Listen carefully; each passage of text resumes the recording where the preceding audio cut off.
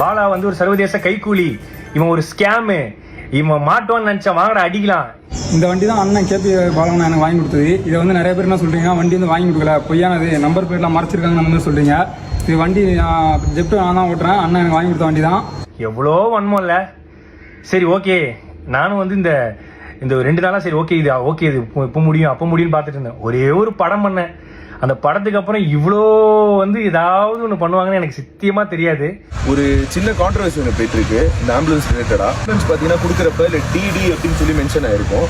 அது வந்து நாங்கள் கொடுத்த அடுத்த நாளே எங்களுக்கு தெரிய வந்துடுச்சு அது வந்து டி மட்டும்தான். அன்னைக்கு பண்ண பெயிண்டிங் ரீஒர்க்னால வந்து டிடின்னு எக்ஸஸ் ஒன்று ஆட் ஆயிட்டுன்னு சொல்லிட்டு எஃப்சி முடிஞ்சதுனால இது நம்ம கேரேஜில் போட்டோம்.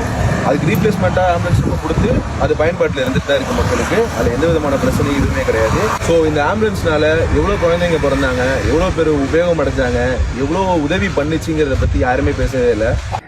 இந்த ஆம்புலன்ஸ் வந்து ஒரு நம்பர் பிளேட், ஒரு டி பிரச்சனை, சின்ன டி, அந்த டி பிரச்சனையை வச்சுக்கிட்டு எவ்வளோ பண்றாங்க.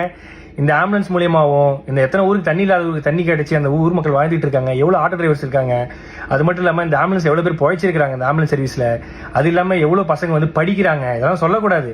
அதெல்லாம் யாரும் நம்ம வந்து நல்ல பண்ணுற விஷயங்களை, பாசிட்டிவான விஷயங்கள் எதுவுமே போடுறதில்ல. ஏதோ ஒரு சின்ன டி ஸ்டிக்கர் பிரச்சனை, அதை வச்சுக்கினியும் எக்ஸ்போஸ்டு முகத்திரை கிழிஞ்சது, அதுலயும் ஒருத்தர் போட்டிருக்காரு சர்வதேச கைக்கூலியா. ஐயா நான் தினக்கூலி, அது கூட பரவாயில்ல. இந்த ஹாஸ்பிட்டல் வந்து இவன் கட்டுறான், எப்படி இவனுக்கு உள்ள காசு?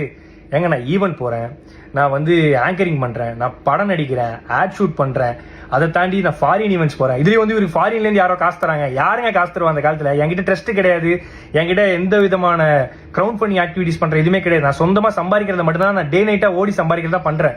அதுலயும் எப்படி ஹாஸ்பிட்டல் கட்டினா அவ்வளவு காசு வேணுமே, இவ்வளவு காசு வேணுமே? ஏங்க நான் வீடு கட்ட வேண்டிய அந்த கால் கிரவுண்ட் இடத்துல பின்னாடி அமுதவானன்ற ஒரு கால் கிரவுண்ட் வாங்கி அரை கிரவுண்ட்ல வீடு கட்டுற இடத்துல நான் வந்து ஒரு சின்னதா ஒரு கிளினிக் கட்டுறேன்.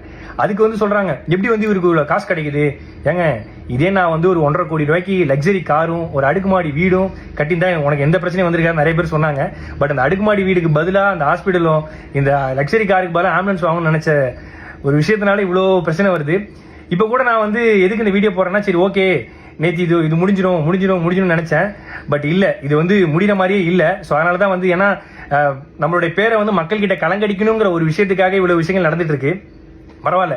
இப்போ நான் ஏன் வீடியோ போட்டேன்னா, இதை பார்த்து நிறைய மக்கள் வந்து நிறைய பசங்க வந்து ஐயோ இப்படிலாம் பண்ண இவ்வளோ பிரச்சனை இருக்குன்னு சொல்லிட்டு பின்வாங்கிடக்கூடாது. கடைசி வரைக்கும் அவங்களால முடிஞ்ச உதவி, ஏன்னா நம்மளை பார்த்து நிறைய பேர் பண்ணிட்டு இருக்காங்க. உண்மையாக வண்டி ரெஜிஸ்ட்ரேஷன் பண்ண புக்கு எல்லாமே இதெல்லாம் இருக்கு. அதுலேயும் வந்து வீடியோ எடுத்து யூடியூப்ல போட்டு சம்பாதிக்கிறான். நான் வீடியோ எடுத்து இன்ஸ்டாகிராம்ல தான் போடுறேன். இன்ஸ்டாகிராம்ல போட்ட காசு கிடையாது. யூடியூப் சேனல் வச்சிருந்தா தான் காசு. என் யூடியூப் சேனல் கிடையாது. ஆனா என்னை பத்தி தப்பா பேசி யூடியூப்ல போட்டு தான் ஒரு சிலர் காசு சம்பாதிச்சிட்டு இருக்காங்க சமீபமா. ஸோ நான் என்ன சொல்றதுன்னு தெரியல, பாத்துக்கலாம்.